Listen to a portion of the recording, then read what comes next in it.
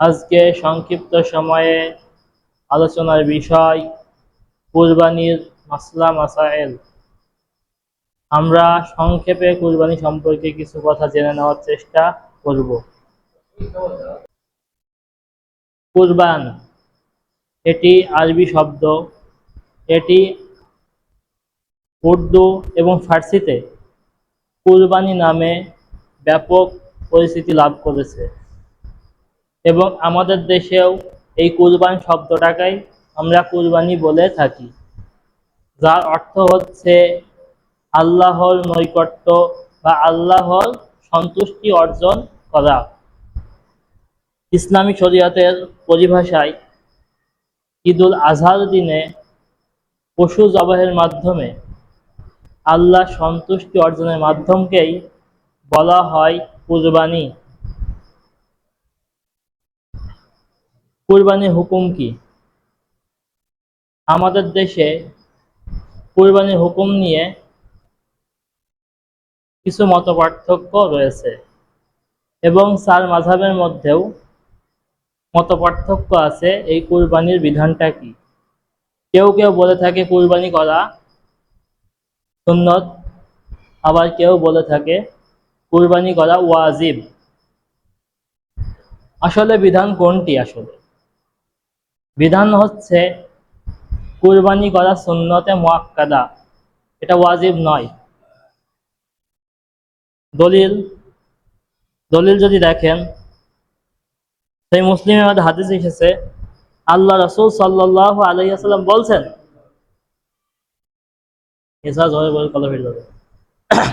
আল্লাহ রাসূল সাল্লাল্লাহু আলাইহি ওয়াসাল্লাম বলছেন, ইজা দাখালা আশরু ওয়া আরাদা বাদুকুম। তো আল্লাহ রাসূল বলছেন, যে যখন জিলহজ মাস চলে আসে আর তোমাদের মধ্যে কেউ যদি ইরাদা করে বা ইচ্ছা করে, সে ইরাদা করে ইচ্ছা করে কুরবানি করার জন্য, তাহলে সে যেন তার পশম চামড়া কিছু না ছয়। অর্থ হচ্ছে সে যেন তার চুল, গোঁফ, নখ এগুলো না কাটে। আল্লাহ রাসূলের ভাষ্য কি? কেউ যদি কুরবানি করার ইচ্ছা করে, যদি ওয়াজিব হতো তাহলে বলা হয়তো এই ইচ্ছা শব্দ আসতো না। আল্লাহ রাসূল সরাসরি বলতেন যে তোমাদের পালন করতেই হবে। যেমন সালাত আদায় করা আমাদের উপরে ফরজ, তাই না?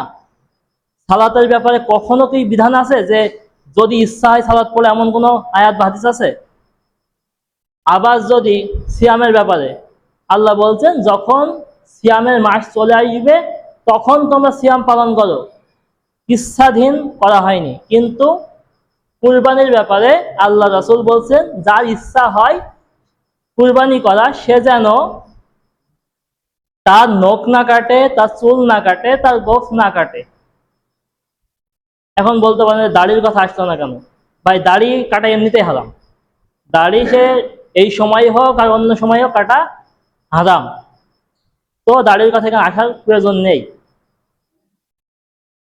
এছাড়াও ইরাওয়াল গালিলের মধ্যে একটি ভাষ্য আছে, আবু বকর রাদিয়াল্লাহু তাআলা আনহু, ইসলামের প্রথম খলিফা, এবং হযরত ওমর রাদিয়াল্লাহু তাআলা আনহু, ইসলামের দ্বিতীয় খলিফা, তারা বলতেন, তারা মাঝে মধ্যে কিছু কিছু বছরে তারা কুরবানি করতেন না। আবার কুরবানি যখন করতেন না, তাদেরকে জিজ্ঞেস করলে তারা বলতেন, আমরা এই জন্যই কুরবানি করি না যেন মানুষেরা এটাকে ওয়াজিব মনে না করে। ওয়াজিব হয়তো ছাড় দেওয়ার সুযোগ নেই, টাকা পয়সা আছে, করতে হবে,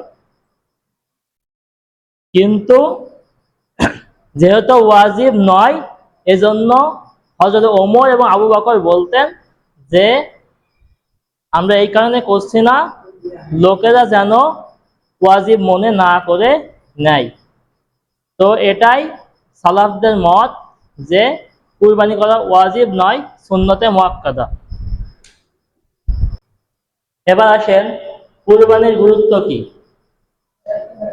আল্লাহ তাআলা বলছেন, ওয়াল বুদনা জাআলনাহা লাকুম মিন শাআনি লিল্লাহি লাকুম ফিহা খায়র, আর কুরবানির উটকে আমি তোমাদের জন্য আল্লাহর একটি নিদর্শন করে দিয়েছি, এটাই তোমাদের জন্য উত্তম।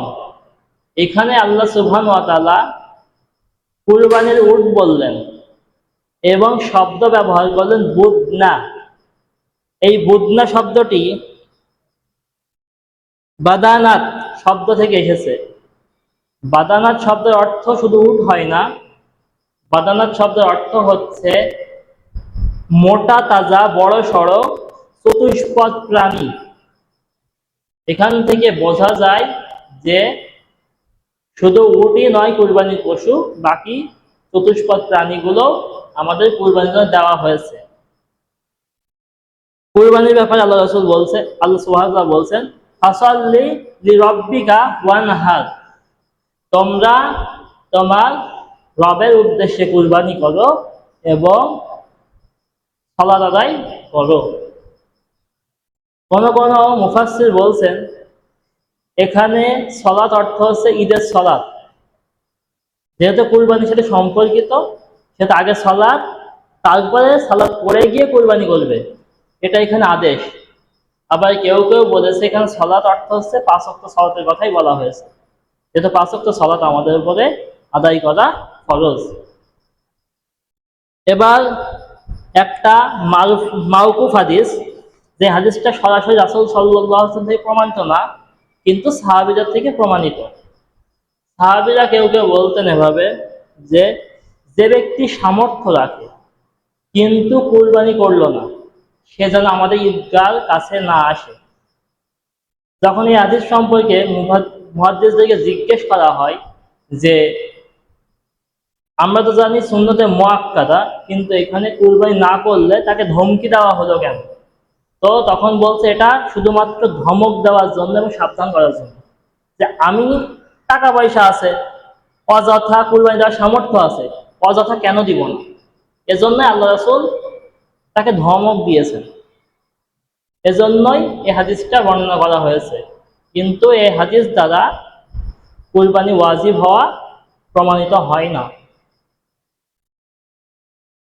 এবার আসেন কুরবানির উদ্দেশ্য কি। আল্লাহ তাআলা বলছেন, ফাসাল্লি লিরাব্বিকা ওয়ানহার, তোমরা তোমার রবের উদ্দেশ্যে কুরবানি করো, সালাত আদায় করো এবং কুরবানি করো। তার মানে এখানে উদ্দেশ্য দাঁড়াচ্ছে কুরবানি করতে হবে শুধুমাত্র আল্লাহর খুশির জন্য।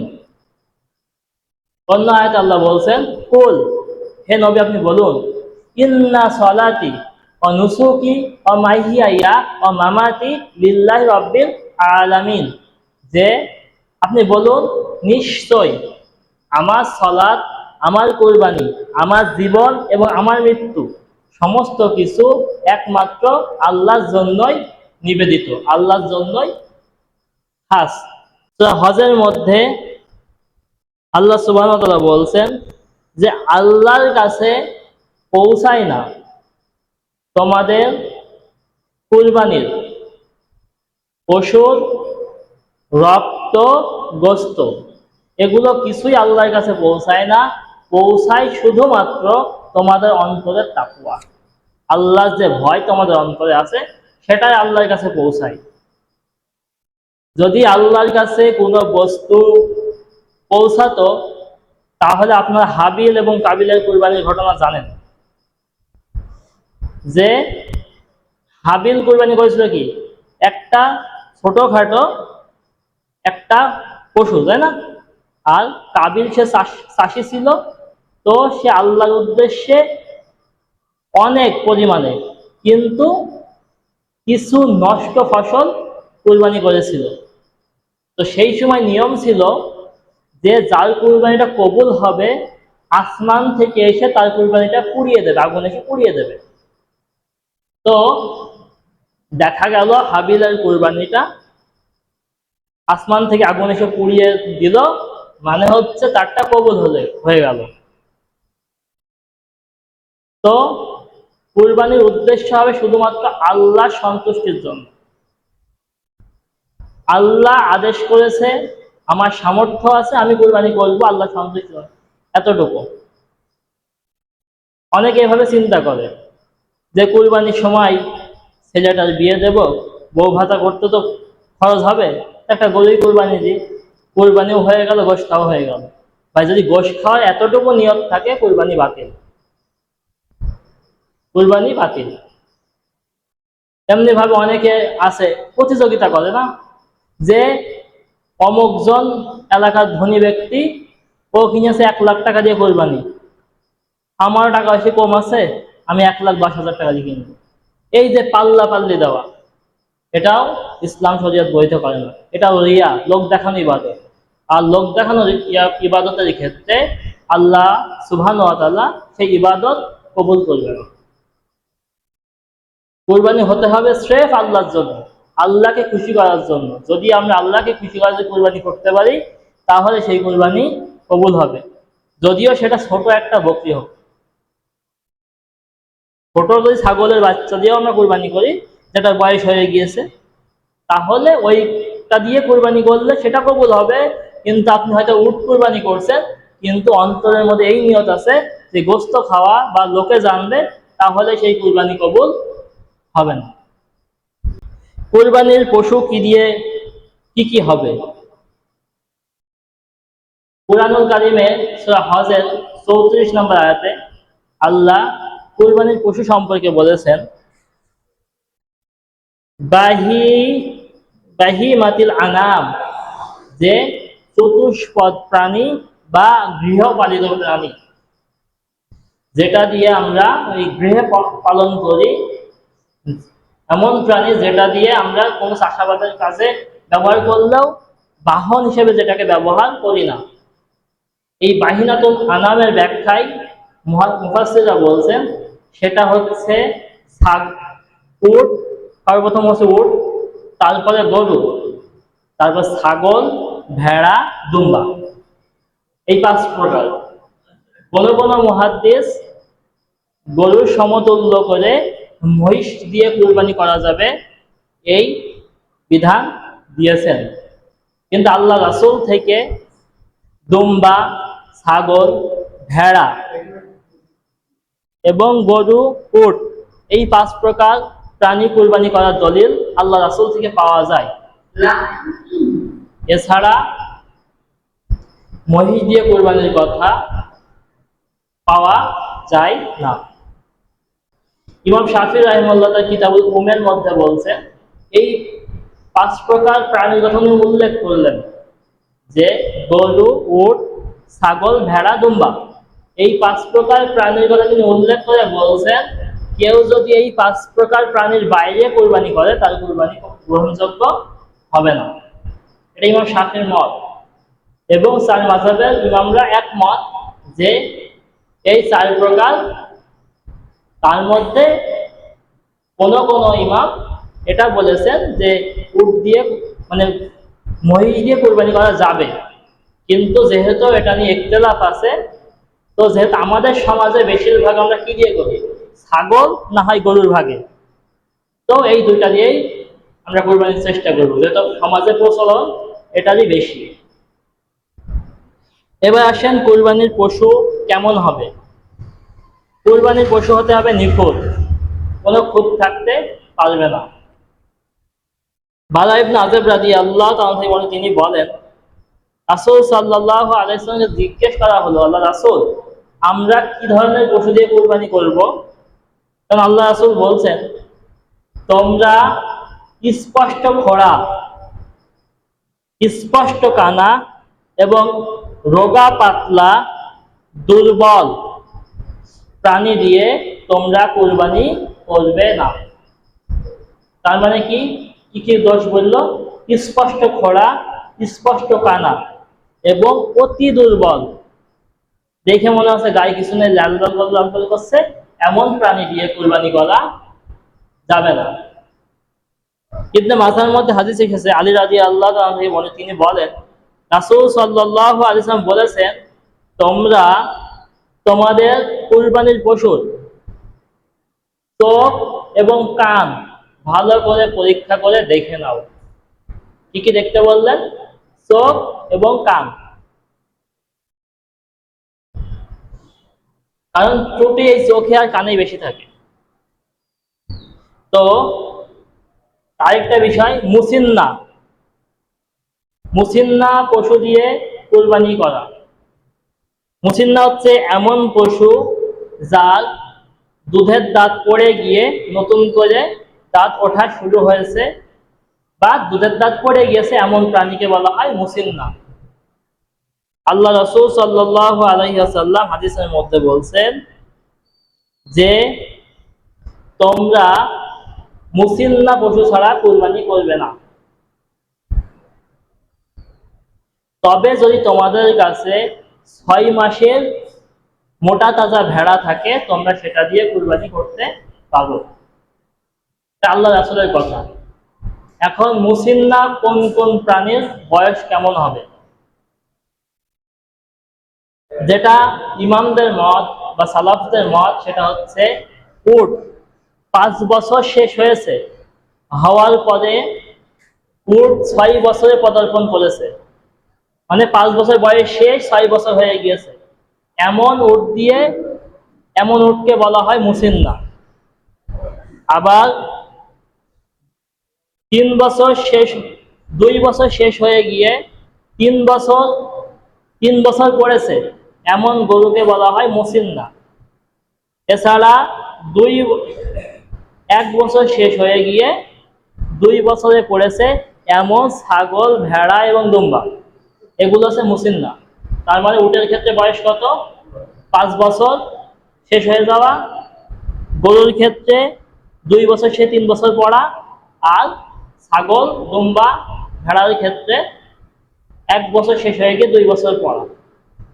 যেহেতু হাদিসের মধ্যে 6 মাসের ভেড়ার কথা বলা হয়েছে, তো আলেমগণ এভাবে বলছেন যে একটা 6 মাসের ভেড়া যদি একটা 1 বছরের ভেড়া এদের পালের মধ্যে ছেড়ে দেওয়া যায় এবং দেখে স্বাভাবিকভাবে বোঝা না যায় যে ওই ভেড়াটা 6 মাস বয়স, মানে ওদের থেকে বয়স কম, এমন যদি বোঝা না যায় দেখে, তাহলে ওই ভেড়া দিয়ে কুরবানি করা যাবে। এবার আসেন কুরবানির সময় কখন, কোন সময় আমরা কুরবানিটা করব। এখন কুরবানির দিন চলে এসেছে, মনে করেন 10 জিলহজ হয়ে গিয়েছে, আপনি জানছেন 10 জিলহজ আজকে হয়ে গিয়েছে, যখন তখন কি আপনি কুরবানি জবাই করতে পারবেন? কখন করতে হবে? অন্তত নামাজ পড়ে তারপরে। নামাজ পড়ার আগে যদি কেউ কুরবানি জবাই করে, তাহলে সেটা কুরবানি গ্রহণযোগ্য হবে না। বারা রাদিয়াল্লাহু তাআলা তিনি বলেন, ঈদের দিনে আল্লাহ রাসূল বলছেন, ঈদের দিনে আমরা সর্বপ্রথম যেই কাজটা করব সেটা হচ্ছে আমরা সালাত আদায় করব, তারপর ফিরে এসে আমরা কুরবানি করব। যে ব্যক্তি এই নিয়মটা ফলো করলো, সে আমাদের নিয়ম ফলো করলো। আর যে ব্যক্তি নামাজ পড়ার আগেই কুরবানি করলো, এটা শুধু তার মাংস খাওয়ার উদ্দেশ্যে হলো, এটা সে তার পরিবারের জন্য আগাম ব্যবস্থা করলো।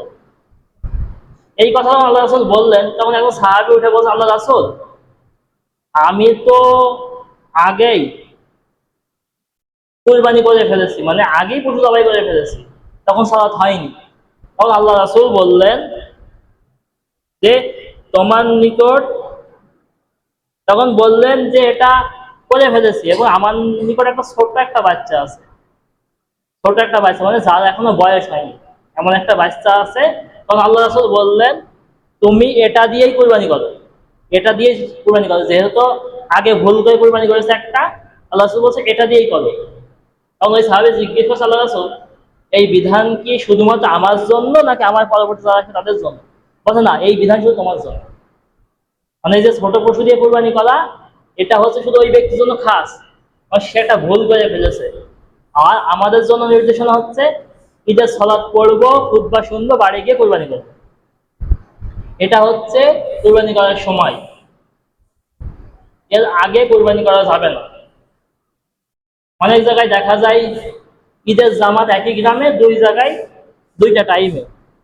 এখন মনে করেন যে আমি ঈদের নামাজ পড়ছি যেখানে দেরিতে নামাজ শুরু হবে, ওই জায়গায় তার নামাজ পড়ছি আর তার আগে কোরবানি করে বসে আছি, এটা হবে না। নিজের নামাজ পড়া শর্ত, নিজের নামাজ পড়বেন তারপরে কোরবানি করবেন, নিজের পক্ষ থেকে যেটা, নিজের এবং নিজের পরিবারের পক্ষ থেকে যেটা মনে করেন আপনি কোরবানি করবেন, আমরা কোরবানি করব, তো এই ঈদগায় আপনি নামাজ পড়বেন, তো এই ঈদগায় যখন নামাজ শেষ হবে আপনি নামাজ পড়ে গিয়ে কোরবানি করবেন, বা আপনি যেখানেই নামাজ পড়েন নামাজ পড়ে তারপরে কোরবানি জবাই করবেন, তার আগে না।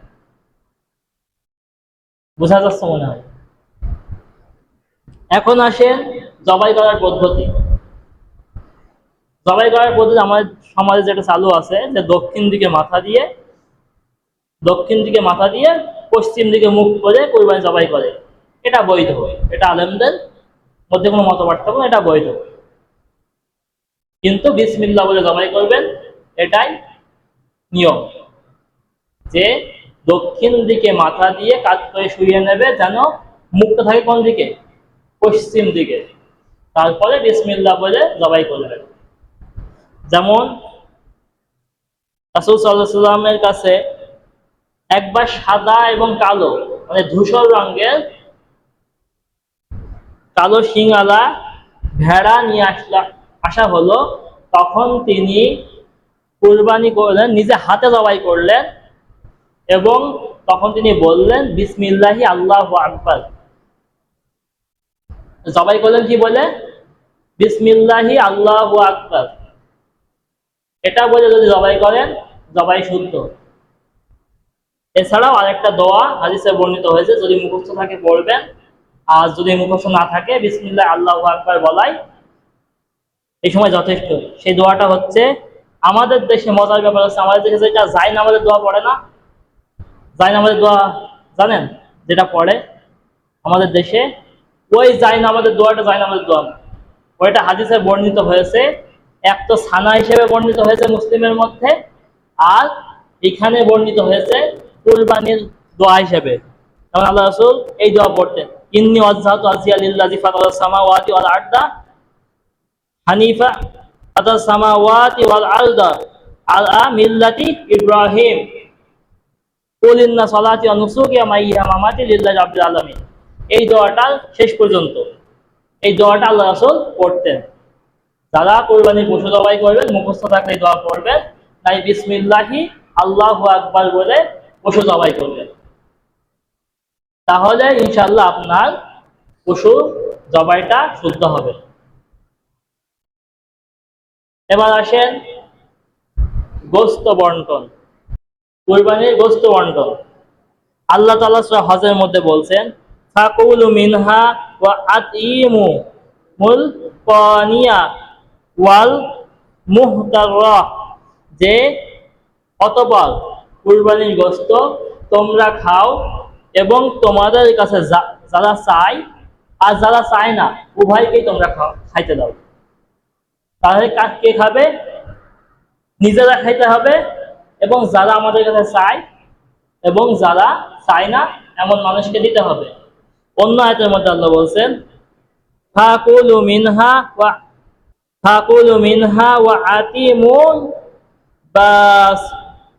বাইসা ওয়াল ফাকির, যে তোমরা নিজেরা খাও এবং যারা দুস্থ এবং ফকির তাদেরকে খাও। এই আয়াত দ্বারা বোঝা যাচ্ছে যে তার মানে খাবো আমরা নিজেরা, এবং যারা চেতে আসে মানুষের কাছে এবং যারা অভাবী এমন মানুষ খাবে, তাই না? এখন তো বলেন হুজুর কি কথা বলছেন, তাহলে আত্মীয় স্বজন গেল কেন?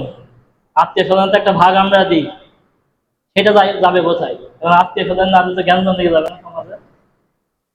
তো এটা হচ্ছে সাধারণ নির্দেশনা। যেমন সুনাল কুবরাদিল বাইহাকির মধ্যে আসার আছে, আব্দুল ইবনে মাসউদ রাদিয়াল্লাহু আনহুর কাছে যখন কুরবানির পশু আনা হলো, তখন তিনি বললেন যে তোমরা এটা জবাই করো এবং এক ভাগ আমার জন্য রাখো, এক ভাগ গরিবদের মধ্যে বিলিয়ে দাও, আর এক ভাগ আমার ভাইদের জন্য পাঠিয়ে দাও। ইবনে ওমর রাদিয়াল্লাহু তাআলা আনহু থেকে বর্ণিত, আনহুমাও তিনি কথা বলতেন, একটি অংশ খাও একটি অংশ তোমার প্রতিবেশীদেরকে দাও এবং একটি অংশ মিসকিন যা চেতে আসে তাদের মাঝে বিলিয়ে দাও। ইবনে কাসির রাহিমাহুল্লাহ এই আসারটা ওনার গ্রন্থে নিয়ে এসেছেন। তো আমাদের সমাজে যেটা করা হয় যে 3 ভাগ করে গরিবদের 1 ভাগ বিলিয়ে দেয়, প্রতিবেশীর জন্য কিছু দেয়, আত্মীয়দের পাঠায়, নিজেরা খায়। এটা বৈধ পন্থা। আবার আমার গ্রামে আরেকটা কাজ করে, সেটা হচ্ছে 1টা ভাগ সম্পূর্ণ তুলে নেয়, মসজিদ এক জায়গায় করে। যেটা আমার গ্রামের কথা বলছে, যে তারা কি করে 3টা ভাগ করে 1টা ভাগ মসজিদে এক জায়গায় করে নেয়। এবার যারা কোরবানি করতে পারেনি, মানে অভাবের কারণে কোরবানি করতে পারেনি বা কোনো কারণে করেনি, সবাইকে ওই মাংস দেয়। ওখান থেকে প্রতিবেশীর ভাগও চলে যায় আর গরিবদের ভাগটাও চলে যায়। আর আত্মীয়দেরটা পরবর্তী নিজেরা বিতরণ করে, আর নিজেরা যেটা খাবে সেটা নিজেদের জন্য। তো আমাদের সমাজে গোস্ত বর্ণনের সিস্টেমটা এটা ঠিক আছে। এক্ষেত্রে একটা বিষয় লক্ষণীয়, যেন গরিবদের দিতে হবে বলে যেন আমরা ওখানে কার্পণ্য না করি, যে গরিবদের দিয়েই দেবো, একটু বেশি করে রাখি। ভাই, ভাগে কম বেশি করার ক্ষেত্রে কোনো আপত্তি নেই, 3 ভাগে সমান হতে হবে এমন কোনো বিধিবিধান নেই। কিন্তু যে আপনি নিজে বেশি খাবেন তো রেখে দিচ্ছেন, এটা বৈধ নয়। আপনি মানুষকে বেশি দান করেন, যে আমার গ্রামে গরিব বেশি, আমি দান করলাম বেশি, আমি তো পরবর্তী কিনেও খেতে পারবো, আবার আমার জন্য থাকছেও তো। এজন্য আল্লাহ সুবহানাহু ওয়া তাআলা আমাদেরকে বোঝার তৌফিক দান করুক যে আমরা চেষ্টা করব সুন্দরভাবে ভাগটা করার, যেন গরিবরা একটু পায়। অনেক ইবাদতের কথা, সেদিন আসছে একটা আলোচনা শুনছিলাম, মতিউর মাদানী সাহেব বলছেন যে ভাই, যদি আমাদের জন্য এই কুরবানির গোশত খাওয়ার বিধান না থাকতো, তাহলে আমরা অধিকাংশ লোক কুরবানি করতাম না। কারণ কি জানেন? এই যে বললাম না, আদম আলাইহিস সালামের 2 ছেলের কুরবানি, কুরবানি আগের যুগে নিয়মই ছিল এটা, যে আসমান থেকে যার কুরবানি কবুল হবে আগুন এসে পুড়িয়ে দিয়ে যাবে, পুড়িয়ে দিয়ে গেলে সেটা খাওয়া যাবে। আবার যারা ইহুদিরা, কাফেররা কুরবানি করতো, তারাও কুরবানি করে ও ফেলাই দিত। ফেলাই দিত বলতে কি, ওদের প্রতিমার উদ্দেশ্যে রেখে দিত, ওরা নিজেরা খেত না। এখন যদি আমাদের জন্য ওই বিধানই থাকতো যে কুরবানি গোশত খাওয়া যাবে না, শায়েকের এই কথা একদম সত্য যে অধিকাংশ মানুষ কুরবানি করা বাদ দিয়ে দিচ্ছে, যে খেতেই যখন পারবো না, কুরবানি করে লাভ আছে?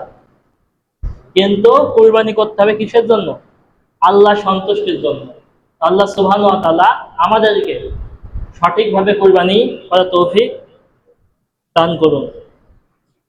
এবার আসেন, সমাজে আরেকটা প্রচলিত ভুল আমরা করি, আমরা অনেক সময় কুরবানির এই কুটা বাছা করার জন্য লোকজন ভাড়া করে নিয়ে আসি, কসাইদেরকে নিয়ে আসি না? তাদের সাথে এমন অনেক অঞ্চল আছে আমি জানি, যেখানে এইভাবে কন্ট্যাক্ট করে তারা, যে ছাগলের ঠ্যাং, মনে করেন ছাগল, 2টা ছাগলের ঠ্যাং আমাকে দিতে হবে, টাকা তো নেবেই, আবার 2টা ছাগলের ঠ্যাং দিতে হবে। এটা দিলে কাজ করতে যাব না। এটা ভাই 100 ভাগ জায়েজ নয়। কুরবানির পশুর কোনো অংশ দিয়ে মানুষকে মজুরি দেওয়া যাবে না। আলী রাদিয়াল্লাহু আনহু তিনি বলেন, রাসূল সাল্লাল্লাহু আলাইহি ওয়াসাল্লাম বলেছেন যে তোমরা কুরবানির গোশত থেকে বা কুরবানির কোনো অংশ থেকে ওইটা দিয়ে মানুষের, মানে যারা কষায়, যারা কাজ করে দিয়েছে, এটার মজুরি দেওয়া যাবে না। মজুরি দেবে কোথা থেকে? নিজের পকেট থেকে। মনে করেন এক ভাইকে আমি নিয়েছি আমার কাজ করে দেওয়ার জন্য, তো আমি আমার পকেট থেকে টাকা দিয়ে মজুরি দিয়ে দেবো। এবার যদি কোরবানির সময় মানুষকে তো এমনি আমরা স্বাভাবিক হাদিয়া দিই না, গোশত, যে প্রতিবেশীদেরকে দিই, তারপর আমাদের আত্মীয় স্বজনদের দিই, গরিব মানুষের মাঝে দান করে দিই, তো আমাদের যে আত্মীয়দের দিই, প্রতিবেশী, সেখান থেকে যদি আমি ওই ভাইকে কিছু এমনিতে হাদিয়া দিই, এটা আপত্তি নেই। কিন্তু কুরবানির কাজ করে দিয়েছে এই লক্ষ্যে যদি দিই, এটা জায়েজ নয়, কুরবানি হবে না। আরেকটা মাসালা হচ্ছে, কুরবানির পশুর কোনো কিছু বিক্রি করা যাবে না। আল্লাহ রাসূল সাল্লাল্লাহু আলাইহি ওয়াসাল্লাম বলছেন, যে ব্যক্তি কুরবানির চামড়া, আমরা চামড়াটা কি হয়েছে, আমরা মূলত ওটা শিকি অংশ, ওটা আমরা অনেক ক্ষেত্রে মাদ্রাসা থেকে নিয়ে যাই, মাদ্রাসার জন্য নিয়ে চলে যাই, এটা যদি কেউ মাদ্রাসায় এতিমখানায় দিয়ে দেয়, এটা জায়েজ। কিন্তু আপনি ওটা বিক্রি করবেন, এটা জায়েজ না। আল্লাহ রাসূল বলেন, যে ব্যক্তি চামড়া বিক্রি করলো তার কুরবানি হবে না। চামড়াটা কি করতে হবে? আপনি গরিবদের দান করে দেবেন। যদি আপনি নিজেও বিক্রি করেন, ওই টাকাটা কোনো গরিব মানুষকে দান করে দেবেন, মানে যারা এটা প্রাপ্য তাদেরকে আপনি দান করে দেবেন। এবার আসেন আরেকটা মাসালা বলি। কুরবানির দিন কিছু না খেয়ে ঈদগাতে যাওয়া। আল্লাহ রাসূল সাল্লাল্লাহু আলাইহি ওয়াসাল্লাম ঈদুল ফিতর যেদিন হতেন, মানে রোজার ঈদ যখন হতো, তখন তিনি বেজোড় সংখ্যায় খেজুর খেয়ে ঈদগাতে যেতেন। আর যখন ঈদুল আজহা আসতো, কুরবানি ঈদ আসতো, তখন তিনি কিছু না খেয়ে ঈদগায় যেতেন এবং প্রথম তিনি ওই কুরবানির গোশত দিয়ে খাদ্য খেতেন। একটা হাদিসে এসেছে, কুরবানির গোশত যে কলিজা আছে না, এই কলিজা দিয়ে তিনি প্রথম খাবার খেতেন। যদি আপনি এটা কষ্টকর হয়, মানে একটা ছাগল বা গরু যদি আপনি কুরবানি করেন, এটা জবাই করে ঝোড়া কাটা করে রান্না হবে, অনেক মানুষের জন্য এই খিদাটা সহ্য করা কষ্টকর হয়ে যাবে। কিন্তু অন্তত সুন্নত পালনের উদ্দেশ্যে আপনি ঈদের নামাজ পড়ার আসার আগে খালি পেটে আসবেন, নামাজ পড়ে গিয়ে তারপরে খাবেন। এটা সবার জন্য সুন্নত। আমি কোরবানি করতে পারছি না তাই বলে আমি খেয়ে আসবো এমন না। আমিও না খেয়ে আসবো, আপনিও না খেয়ে আসবেন, তারপর আমরা বাড়িতে গিয়ে কিছু খাবো। আর একটা মশালা হচ্ছে নিজের হাতে নিজের কুরবানি নিজে জবাই করা। এটা উত্তম কাজ। এখন আপনি পারেন না, কেউ যদি আপনাকে করে দেয় সেটা ভালো। কিন্তু আমাদের দেশের এই জায়গায় একটা সমস্যা আছে। আমরা কুরবানি করার জন্য শুধু হুজুরদের ডাকি, আর হুজুর এখানে একটা ফায়দা লড়ে। একবার এক হুজুরকে জিজ্ঞেস করছি যে ভাই, মানে তার সাথে আমি ছিলাম, কুরবানি সে জবাই করছে, আমি তার সাথে সাথে আছি। তো সে মুখ দেখছে এরকম করে মাঝে মাঝে নাড়াচ্ছে, জবাই করছে। আর মানে জবাই করার জন্য লোক একটা ভিন্ন, সে আছে আর আমি আছি, তিনজন ব্যক্তি। একজন জবাই করছে, আর ওই যে ব্যক্তি দাঁড়িয়ে আছে ইমাম, সে একটা মুখ নাড়াচ্ছে, কি জানি করতেছে। আমি বলছি ভাই কিছু করছেন নাকি আসলে? বলে না ভাই কি করবো, কুরবানির জন্য দোয়া আছে বিসমিল্লাহ আল্লাহু আকবার, মানে সে তো জানে বিসমিল্লাহ আল্লাহু আকবার বলে জবাই করতে হয়, এর বাইরে কোনো দোয়া নেই। সে তো এটা জানে। বলছে মুখ নাড়াইছেন কেন? বলছে মুখ না নাড়াই হাদিয়া দেবে। তার কথা আসছে মুখ না নাড়াই যে হাদিয়া দেবে। তো এই যে জায়গায় ফায়দা লড়ছে, তা আপনার নিজেরটা আপনি জবাই করতে পারবেন না? বাড়ির দুই তিনজন মানুষ মিলে ধরবেন, তবে বিসমিল্লাহ আল্লাহু আকবার বলে জবাই করে দেবেন, শেষ। কিন্তু আজ আমরা এই যে এই সুযোগটা নিচ্ছি না বলে, আচ্ছা আল্লাহ সুবহানাহু হেবার হুজুর আমাদের কাছে ফায়দা নিচ্ছে। যখন আমরা নিজের কাজ নিজে করতে পারছি না, হুজুর এসে ফায়দা নিচ্ছে। তো আমরা সাবধান থাকবো এবং নিজের কাজ নিজে করার চেষ্টা করবো। আর একটা বিষয় বলার ছিল কিন্তু সময় শেষ, যে ভাগা কোরবানি আমাদের দেশে, বিশেষ করে আমাদের দেশে এবং সালাফি ওলামায়ে কেরাম যারা আহলে হাদিস, এদের মধ্যে একটা মতপার্থক্য আছে যে ভাগা কোরবানি করা যাবে কি যাবে না। একদল আমাদের আহলে হাদিসরাই একদল বলছে ভাগা কোরবানি করা যাবে না, আর একদল বলছে যাবে। এবং আপনি যাবেন কোন দিকে? হ্যাঁ, যাবে। এবং যাবের পক্ষে আমি গত 25 দিনে মোটামুটি 20-25 পৃষ্ঠা একটা লেখা পড়লাম।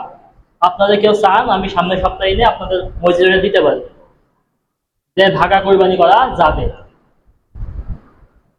তো তারপর দুইটা হাদিস বলি এ ব্যাপারে। জাবির ইবনে আব্দুল্লাহ রাদিয়াল্লাহু তাআলা বলেন, তিনি বলেন রাসূল সাল্লাল্লাহু আলাইহি ওয়াসাল্লাম বলেছেন, গরু 7 জনের পক্ষ থেকে এবং উট 7 জনের পক্ষ থেকে কুরবানি করা যায়। এটা আল্লাহ রাসূলের কথা। গরু কয়জনের পক্ষ থেকে? 7 জনের পক্ষ থেকে, এবং উট 7 জনের পক্ষ থেকে। সহিহ জামের মধ্যে একটা হাদিস আছে, আল্লাহ রাসূল সাল্লাল্লাহু আলাইহি ওয়াসাল্লাম বলছেন, কুরবানিতে একটি গরু 7 জনের পক্ষ থেকে এবং একটি উট 7 জনের পক্ষ থেকে। আল্লাহ রাসূলের ভাষ্য কি? উট 7 জনের পক্ষ থেকে এবং গরু 7 জনের পক্ষ থেকে।